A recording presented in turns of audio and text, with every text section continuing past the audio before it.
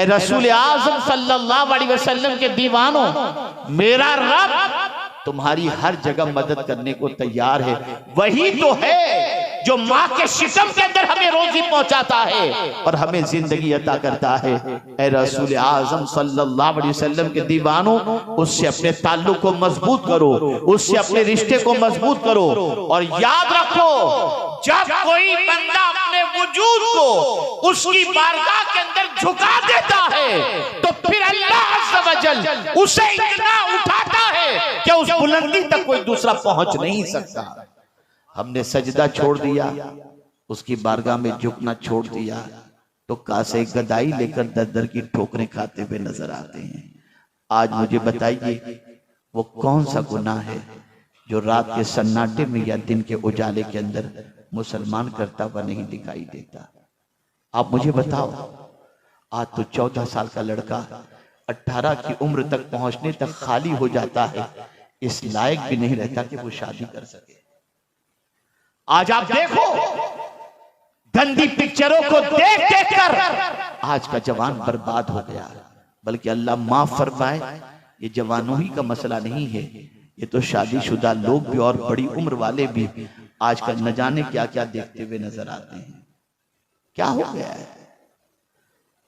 हजरत बायजीद बुस्तामी अलैहि रहमा के पास एक शख्स आया और उसने आकर के कहा, हुजूर, तकरीबन गुनाहों से अल्लाह ने मुझे तौबा की तौफीक अता फरमा दी, लेकिन एक गुनाह ऐसा है जिससे मैं बच नहीं पाता। हजरत बायजीद बुस्तामी अलैहि रहमा ने उससे पूछा, नहीं वो कौन सा गुनाह? वो खुद ही कह उठता है, हुजूर, रास्ते में किसी औरत या लड़की को चलते हुए देखता हूँ तो मेरी निगाह खता खा जाती है, मैं उसे घूरने लगता हूँ। इस गुनाह से मैं नहीं बच पाता, मुझे कोई नुस्खा अता फरमाए। वो बुजुर्ग हजरत बायजीद बुस्तामी अलैहि रहमा ने जवाब में इरशाद फरमाया, बेटे, एक नुस्खा तुझे देता हूँ, और वो ये है, जब तेरा नफ्स तुझे किसी हराम चीज को देखने के लिए वर्गलाए और शैतान तुझे वर्गलाए, तो ये तसव्वुर जहन में रखना, तू उसे देख रहा है और तेरा खुदा तुझे देख रहा है। वो शख्स जब ये सुनता है, सुनने के बाद चला गया। 15 दिन के बाद पलट करके आया तो बायजीद बुस्तामी से कहता है, हजरत, खुदा देख रहा और मैं हरामकारी करूं, मुझसे नहीं हो पाता, मुझे अल्लाह ने तौबा की तौफीक अता फरमा दी। अब जब भी निगाह उठती है तो कुरान देखने उठती है, हलाल चीजों को देखने के लिए उठती है, माँ बाप को मोहब्बत और शफकत से देखने के लिए उठती है। जालिमों, खुदा देख रहा है और हम पाप कर रहे हैं, खुदा देख रहा है हम बुराई के दहलीज पर जा रहे हैं।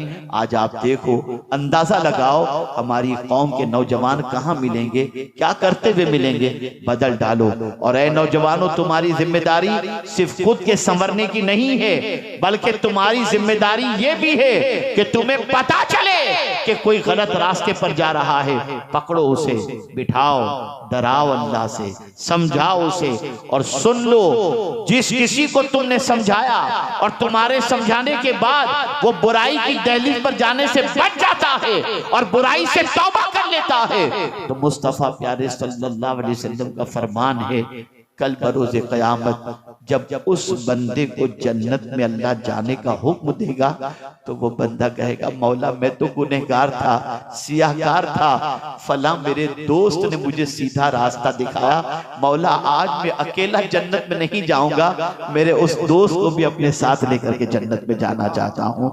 मुसलमानों, ये तुम्हारी जिम्मेदारी थी, ये तुम्हारी रिस्पॉन्सिबिलिटी थी, ये तुम्हारा फर्ज था। अगर हमने ये फर्ज निभाया होता तो हमारे बच्चे आवारा नजर ना आते, हमारे बच्चे बदकिरदारी के अंदर नजर ना आते, लेकिन हमने ये जिम्मेदारी तर्क कर दी और इसको जिम्मेदारी महसूस ही नहीं की, नतीजतन हमारा मुआशरा बिगड़ रहा है। मैं उन माँ बाप से भी कहना चाहता हूँ जो माँ बाप केयरलेस हैं और अपने बच्चों से लापरवाही का इस तरीके से मुजाहिरा करते हैं कि अपने बच्चे की ये फिक्र नहीं रखते कि मेरे बच्चे की आदत अच्छी हो, मेरा बच्चा 10 के दरमियान बैठे तो इज्जत से देखा जाए। नहीं, आजकल माँ बाप का मामला ये हो गया, बच्चे पैदा किए, छोड़ दिया, अल्लाह अकबर, खुद से बड़े हो रहे हैं, कोई तरबियत नहीं, कोई डिसिप्लिन नहीं। आप जानते हैं, एक वाकया मैं आपकी समाअतों के हवाले करूं। गालिबन मैं जर्मनी से आ रहा था, फ्लाइट के अंदर बैठा हुआ था, मेरे बाजू में एक फैमिली बैठी हुई थी। उस फैमिली के अंदर एक खातून, उसका शौहर और एक नन्हा सा बच्चा था, और चाइल्ड मील माँ ने मंगवाया, बच्चे का खाना फ्लाइट के अंदर।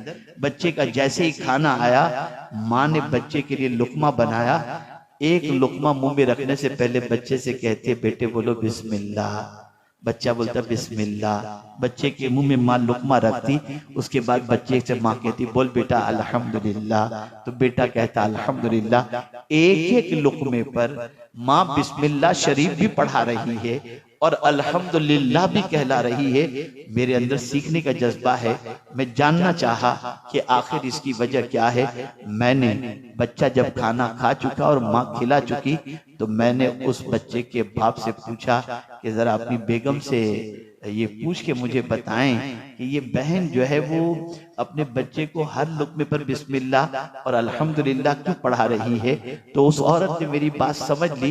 इसका शौहर जवाब दे, उससे पहले औरत जवाब देती है, हजरत मामला सबसे बड़ा ये है, मैं देख रही हूँ कि आज का मुसलमान टनो खा लेता है, न बिस्मिल्लाह पढ़ता है, न अल्हम्दुलिल्लाह पढ़ता है।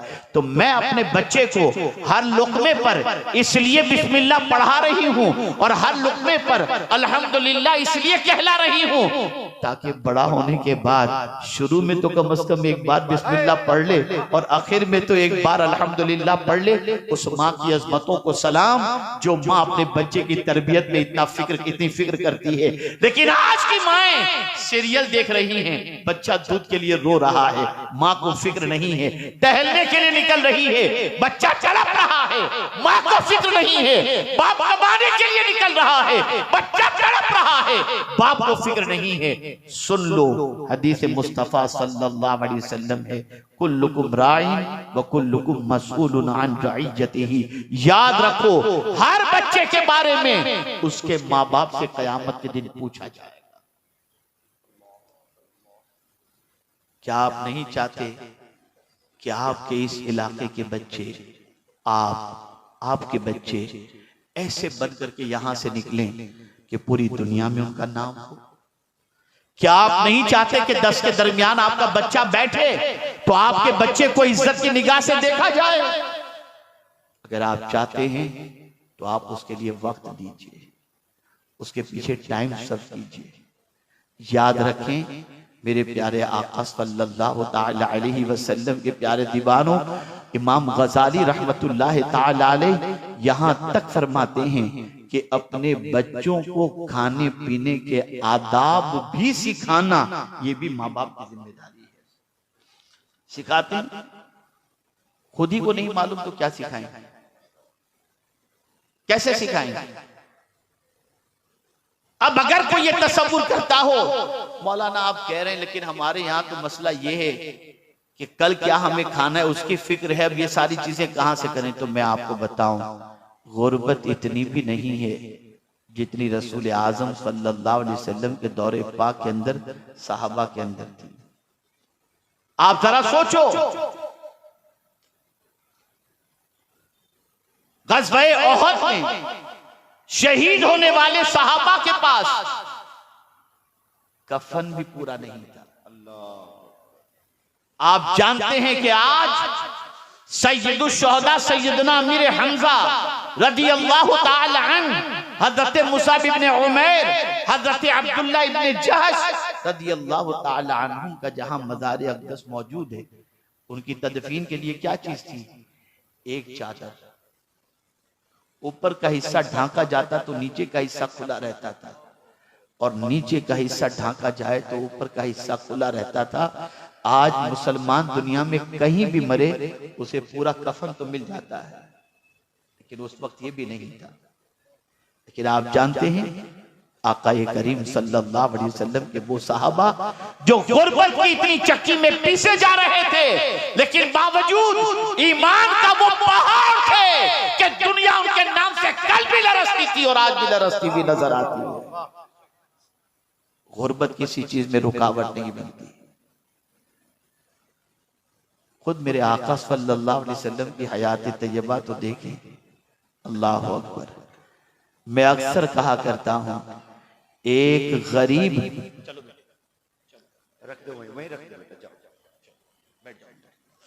एक मतलब दुरूद शरीफ पढ़े, अल्लाहुम्मा सल्ली अला सय्यिदिना व मौलाना मुहम्मद मादिनिल जूद वल करम व आलि व सहाबी बारिक वसल्लम। एक गरीब बाप अपनी बेटी को बियाह कर घर से रुखसत करना चाहे और वो ये सोचे कि मैं नबी की सुन्नत पर अमल करते हुए अपनी बेटी को रुखसत करूं, खुदा की कसम दुनिया में आज ऐसा कोई भी इंसान नहीं मिलेगा जो नबी की सुन्नत के मुताबिक अपनी बेटी को विदा न कर सकता। वो रसूल रहमत सल्लल्लाहु अलैहि वसल्लम जिनकी लख्ते जिगर खातून जन्नत, कौन रसूल आजम, मालिके कौनैन, गो पास कुछ रखते नहीं, दो जहां की नेमतें हैं उनके खाली हाथ में, जन्नत उनकी, जन्नत की नेमतें उनकी। वो अगर चाहें तो अपनी बेटी के लिए हूर को जमीन पर खिदमत के लिए उतार कर पेश कर सकते, लेकिन बेटी आती है हाथ में छाले पड़े हुए हैं। सरकार, घर का काम करते करते थक जाती हूं, ये देखिए ना मेरे हाथ, कोई कनीज मुझे दे दें ताकि मेरा हाथ बटाए और खिदमत में मेरा साथ दे। कुर्बान जाइए, मेरे आका को अपना गरीब उम्मती याद आ गया कि कल मेरा गरीब उम्मती अगर उसकी बेटी भी उसके पास आएगी और आकर के कहेगी अब्बा जान मुझे कोई काम वाली दे दीजिए, मैं घर का काम करते करते थक जाती हूं, अगर आज मैंने मेरी बेटी को कनीज दे दी तो मेरे उम्मती को भी अपनी बेटी को मेरी सुन्नत पर अमल करते हुए कोई काम वाली देनी पड़ेगी। लेकिन अगर मेरे उम्मती के पास ये नहीं हुआ तो क्या होगा? तो क्यों न मेरी बेटी को मैं ऐसी चीज दे दूं कि मेरा गरीब उम्मती भी अपनी बेटी को दे सकता हो।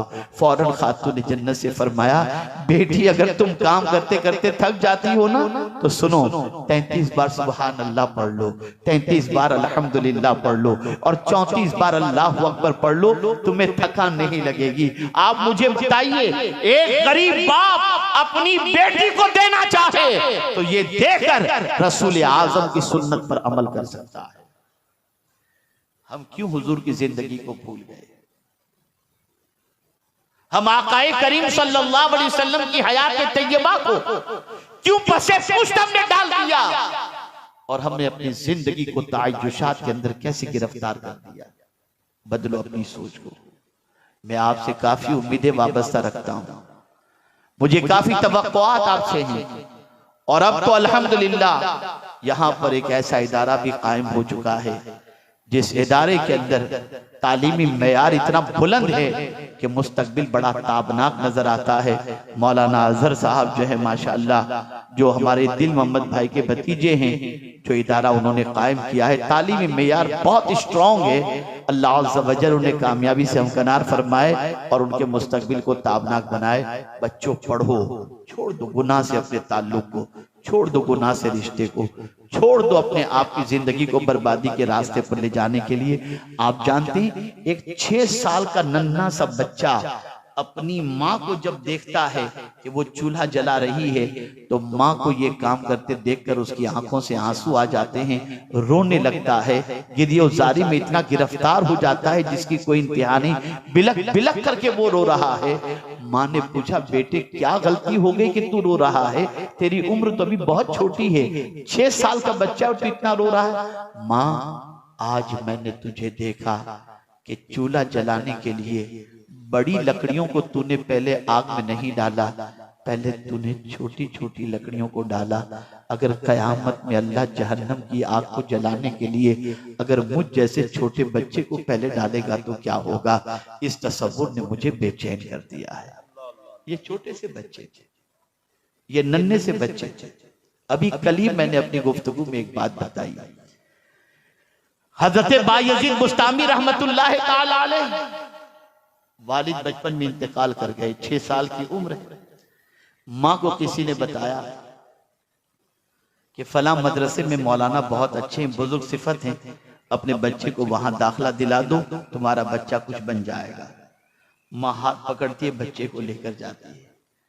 बुजुर्ग अर्ज करती है कि इनके वालिद का इंतकाल हो गया है और मैं इसे लेकर आपकी खिदमत में इसलिए हाजिर हुई हूँ कि आपका बड़ा नाम मैंने सुना है, मैं बस ये चाहती हूँ कि मेरा बच्चा वली बन जाए। क्या तमन्ना थी माँ की। आज की माएं अपने बच्चों को डांसर बनाना चाहती हैं। वो माँ कितनी अजमत वाली जो अपने बच्चे को वली बनाना चाहती है। माँ ने ये कहा और कहा मेरे बेटे को घर मत भेजिएगा हुजूर, घर आएगा तो इसका घर में दिल लग जाएगा, तालीम का नुकसान होगा, इसे हुजूर आपके पास रखिए। बच्चा रहने लगा। बायजीद बुस्तामी 6 साल की उम्र में पढ़ने के लिए गए, रुक गए। वक्त गुजरता गया, माँ की याद तड़पाने लगी। नन्हे से बच्चे की उम्र होती, नन्हे से बच्चे को माँ की याद नहीं आएगी तो किसकी याद आएगी। रात के सन्नाटे में रो रो कर अपनी रात गुजारने वाला ये बच्चा 6 महीने का अरसा गुजर जाता है। परेशान होता है कि 6 महीने हो गए मैंने अपनी माँ का चेहरा नहीं देखा। रोते हुए अपने उस्ताद के पास बायजीद पहुंचते और अर्ज करते हैं, हुजूर मुझे एक दिन की सिर्फ इजाजत दीजिए, मैं जाऊंगा, एक रात माँ के साथ गुजारकर मैं वापस आ जाऊंगा, मुझे एक दिन की इजाजत दीजिए। आंखों में आंसू देकर उस्ताद का दिल मोम हो गया।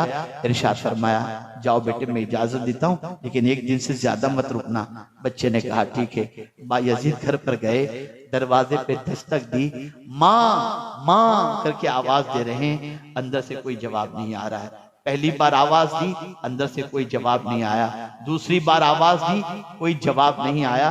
तीसरी बार जरा बुलंद आवाज से कहा, माँ। अंदर से आवाज आई, कौन? बायजीद ने कहा कि तुम्हारा बेटा बायजीद। इतना सुनना था कि माँ ने अंदर से कहा, मेरा बायजीद अभी नहीं आ सकता, मेरा बायजीद उस वक्त आएगा जब वो वली बन चुका। जब माँ ने ये कहा और दरवाजा नहीं खोला, बायजीद रोते हुए वापस मदरसे चले गए। 16 साल तक अपनी माँ के पास नहीं आए और उन्होंने मदरसे में इल्म हासिल किया। 16 साल के बाद एक रात हजरत बायजीद बुस्तामी के उस्ताद गिरामी को, अल्लाह अकबर, रसूल रहमत सल्लल्लाहु अलैहि वसल्लम ख्वाब में तशरीफ लाए। इरशाद फरमाया, सुनो तुम्हारे पास ये नौजवान जो पढ़ रहा है ना बायजीद, मुबारकबाद उसे पेश करो, हमने उसे विलायत कुबरा का ताज अता कर दिया है। अल्लाह अकबर। उस्ताद ने बच्चे को बुलाया, सीने से लगाया और फरमाया, तुम मुकम्मल हो चुके, अब तुम जा सकते हो। पलटकर घर पे गए। 16 साल के बाद माँ के पास जा रहे हैं, दरवाजे पे दस्तक दी। पहली ही बार दरवाजे पे दस्तक देते ही माँ ने अंदर से पूछा, कौन? कहा तेरा बायजीद। दरवाजा खोला, बेटे को देखा, मूछें निकल आई थी, जवां साल खड़ा था। माँ ने सीने से लगाया और कहा, बेटे मुझे खुशी है कि तुमने अपनी मंजिल पा ली और जिस मकाम पर मैं तुझे देखना चाहती थी उस मकाम पर तुम पहुंच गए। उसके बाद माँ ने दुआ के लिए हाथ उठाए और कहा, मेरे परवरदिगार, मेरी तूने एक तमन्ना तो पूरी फरमा दी कि मेरे बेटे को तूने विलायत कुबरा के मकाम पर फाइज फरमा दिया। बस अब मेरी कोई और तमन्ना नहीं, बस एक ही तमन्ना है, तेरी बारगाह में ईमान के साथ आ जाऊं। ये कहते ही रूह परवास कर जाती है और उनकी माँ इस दुनिया से कुछ कर जाती। वो माएँ थी जिनको अपने बच्चे की तरबियत की इतनी फिक्र थी। नादानो, तुम्हारा बच्चा गलियों के अंदर गुल्ली डंडे खेल रहा हो, तुम्हें इसकी फिक्र नहीं होती। नंगा नाच कर रहा हो, तुम्हें इसकी फिक्र नहीं होती। डांस कर रहा हो, तुम्हें इसकी फिक्र नहीं होती। तुम कब अपने बच्चों के बारे में फिक्रमंद होगे? बदलो अपनी सोच को, बदलो अपने अफकार और नजरियात को। एक अच्छा इंसान बनाओ, एक अच्छा मुसलमान बनाओ, खुद भी परफेक्ट बनो, अपनी औलाद को भी परफेक्ट बनाओ। और 2 चीजें अगर तुमने इख्तियार कर ली तो अल्लाह मखलूक के अंदर तुमको मुमताज पोजीशन अता फरमा देगा। और वो 2 चीजें ये हैं, ईमान और अमल सालेह। अमल सालेह से मुराद इबादत, मुआमलात और अखलाक। इबादत में भी तुम पंक्चुअल, मुआमलात के अंदर भी तुम पंक्चुअल हो जाओ और इसी के साथ तुम्हारे अखलाक भी अच्छे हों। एक चीज नहीं कि 5 वक्त की नमाज भी पढ़ो, जैसा कि आज होता है कि बहुत सारे नमाज भी पढ़ते हैं, 5 वक्त की नमाज पढ़े और रात को जाकर के गाने देख रहे हैं। गजलें देख रहे हैं, पिक्चर देख रहे हैं, हज करके आए, कोई जिंदगी में फर्क नजर नहीं आता।